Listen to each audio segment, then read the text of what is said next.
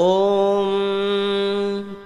श्रीरामचन्द्राय परब्रह्मणे नमः। ॐ श्रीहनुमते नमः। ॐ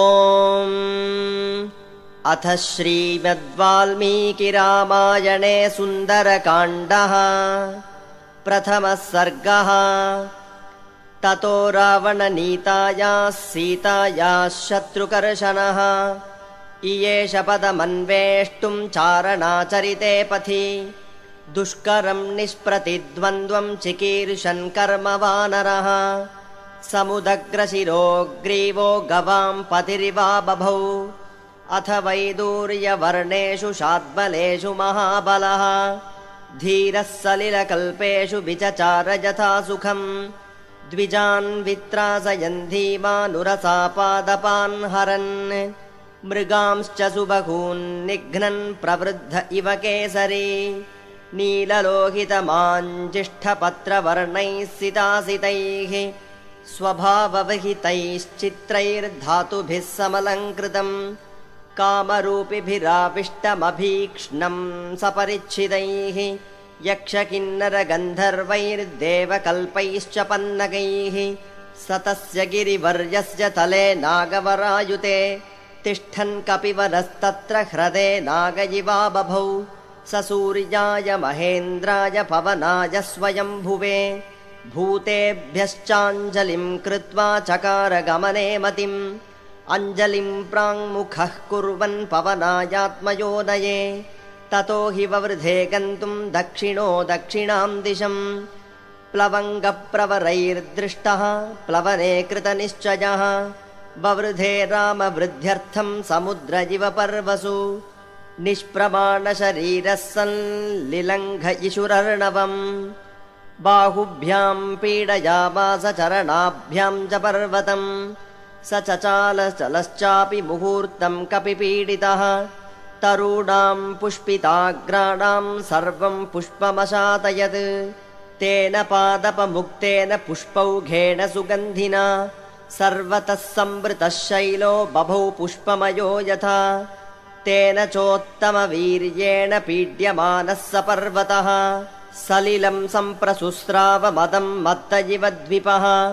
पीड्यमानस्तु बलिना महेन्द्रस्तेन पर्वतः रीतिर्निर्वर्तयामास काञ्चनाञ्जनराजतीः मुमोच च शिलाः शैलो विशालाः सुमनःशिलाः मध्यमेनार्चिषा जुष्टो धूपराजीरिवानलः गिरिणा पीड्यमानेन पीड्यमानानि सर्वतः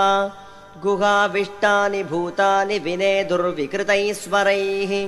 स महासत्त्वसंनादः शैलपीडानिमित्तजः पृथिवीं पूरयामास दिशश्चोपवनानि च शिरोभिः पृथिभिः सर्पा व्यक्तस्वस्तिकलक्षणैः वमन्तः पावकं घोरं ददंशुर्दशनैः शिलाः तास्तदा सविषैर्दष्टाः कुपितैस्तैर्महाशिलाः जज्वलुः पावकोद्दीप्ता बिभिदुश्च सहस्रधा यानि चौषधजालानि तस्मिन् जातानि पर्वते विषघ्नान्यपि नागानां न शेकुः शमितुं विषम् भिद्यतेयं गिरिर्भूतैरिति मत्वा तपस्विनः त्रस्ता विद्याधरास्तस्मादुत्पेतु स्त्रीगणैः सह पानभूमिगतं हित्वा हैममासवभाजनम् पात्राणि च महार्घाणि करकांश्च हिरण्मयान् लेह्यानुच्चावचान् भक्ष्यान् मांसानि विविधानि च आर्षभाणि च चर्माणि खड्गांश्च कनकत्सरून् कृतकण्ठगुणाः क्षीबा रक्तमाल्यानुलेपनाः रक्ताक्षाः पुष्कराक्षाश्च गगनं प्रतिपेदिरे हारनूपुरकेयूरपारिहार्यधरा स्त्रियः विस्मिताः सस्मितांस्तस्थुराकाशे रमणैः सह दर्शयन्तो महाविद्यां विद्याधरमहर्षयः सप्रियास्तस्थुराकाशे वीक्षां चक्रुश्च पर्वतम् शुश्रुवुश्च तदा शब्दमृषीणां भावितात्मनां चारणानां च सिद्धानां स्थितानां विमलेम्बरे येष पर्वतसंकाशो हनूमान् मारुतात्मजः तितीर्षति महावेगः सागरं मकरालयम् रामार्थं वानरार्थं च चिकीर्षन् कर्म दुष्करम् समुद्रस्य परं पारं दुष्प्रापं प्राप्तुमिच्छति इति विद्याधरा श्रुत्वा वचस्तेषां तपस्विनां तमप्रमेयं ददृशुः पर्वते वानरर्षभम् दुधुवे च सरोपाणि चकम्पे चाचलोपमः ननादसु महानादं समहानिवतो यदः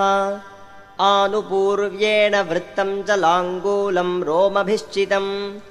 उत्पतिष्यन् विचिक्षेप पक्षिराजयिवोरगम् तस्य लाङ्गूलमामिद्वत्मात्तवेगस्य पृष्ठतः ददृशे गरुडेनेव ह्रियमाणो महोरगः बाहू संस्तम्भयामास महापरिघसंनिधौ ससाद च कपिः कट्यां चरणौ सङ्कुचो च संहृत्य च भुजौ श्रीमांस्तथैव च शिरोधराम् तेजः सत्त्वं तथा वीर्यमाविवेश स वीर्यवान् मार्गमालोकयन् दूरादूर्ध्वं प्रणिहिते क्षणः रुरोध हृदये प्राणानाकाशमवलोकयन् पद्भ्यां दृढमवस्थानं कृत्वा स कपिकुञ्जरः निकुञ्च्य कर्णौ हनुमानुत्पतिष्यन्महाबलः वानरान् वानरश्रेष्ठ इदं वचनमब्रवीत् यथा राघव निर्मुक्तः शरश्वसनविक्रमः गच्छेत्तद्वद्गमिष्यामि लङ्कां रावणपालितां न हि द्रक्ष्यामि यदि तां लङ्कायां जनकात्मजाम् अनेनैव हि वेगेन गमिष्यामि सुरालयम् यदि वा त्रिदिवे सीतां न द्रक्ष्यामि कृतश्रमः बद्ध्वा राक्षसराजानमानयिष्यामि रावणम् सर्वथा कृतकार्योऽहमेष्यामि सह सीतया आनयिष्यामि वा लङ्कां समुत्पाट्य स रावणाम् एवमुक्त्वा तु हनुमान् वानरान् वानरोत्तमः उत्पपाताथ वेगेन वेगवानविचारयन् सुपर्णमिव चात्मानं मेने स कपिकुञ्जरः समुत्पतति तस्मिंस्तु वेगात्ते नगरोहिणः संहृत्य विडपान् सर्वान् समुत्पेतुः समं ततः समत्तको यष्टिभकान् पादपान् पुष्पशालिनः उद्वहन्नूरुवेगेन जगाम विमलेऽम्बरे ऊरुवेगोद्धता वृक्षा मुहूर्तं कपिमन्वयुः प्रस्थितं दीर्घमध्वानं स्वबन्धुमिव बान्धवाः तदूरुवेगोन्मथिताः सालाश्चान्येन गोत्तमाः अनुजग्मुर्हनूमन्तं सैन्या इव महीपतिं सुपुष्पिताग्रैर्बहुभिः पादपैरन्वितः कपिः हनुमान् पर्वतोकारो बभूवाद्भुतदर्शनः